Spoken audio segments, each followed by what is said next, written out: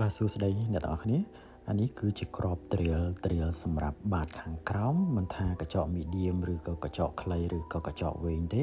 យើងត្រៀលបានគ្រប់កញ្ចក់ទម្រង់ទាំងអស់អញ្ចឹងត្រៀលខាងក្រោមគឺអស់មកស្រួលហើយវាមុតល្អវាអត់មុតសាច់ស្បែកភ្ញៀវទេព្រោះថាក្បាលវាហ្នឹង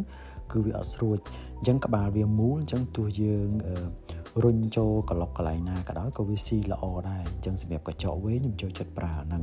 អញ្ចឹងវាមានពីរធឺណាមានអាធំមួយមានអាតូចមួយទៅទៀតចាប់វីដេអូខ្ញុំនឹងបង្ហាញអាក្របធំអញ្ចឹងអ្នកខ្លះគាត់ចូលចិត្តអាក្របធំអ្នកខ្លះគាត់ចូលចិត្តអាក្របតូចគ្រាន់តែអាក្របតូចនេះសេរីចេញថ្មីបាទខ្ញុំគឺមុតល្អអាក្របធំគឺសេរីចាស់បាទមុតល្អដូចគ្នាប៉ុន្តែអ្នកចូលចិត្តប្រើហ្នឹងគឺមានការចូលចិត្តប្រើខុសគ្នាអញ្ចឹងចង់បានមួយណាក៏បានដែរ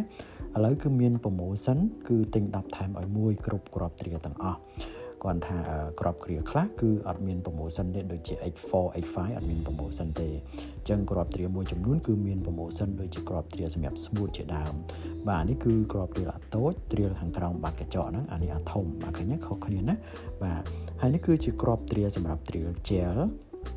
អានេះគឺសម្រាប់ smooth ជ្រុលកហើយត្រៀនៅលើផ្ទៃហើយអានេះគឺជាក្របត្រៀសម្រាប់ smooth បាទអញ្ចឹងអ្នកទាំងអស់គ្នាអាចសាកសួរព័ត៌មានពី Avan បានគឺខ្ញុំលក់ក្នុងតម្លៃ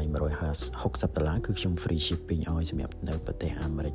អញ្ចឹងអ្នកទាំងអស់គ្នាចង់បាន inbox ចូលទៅក្នុង page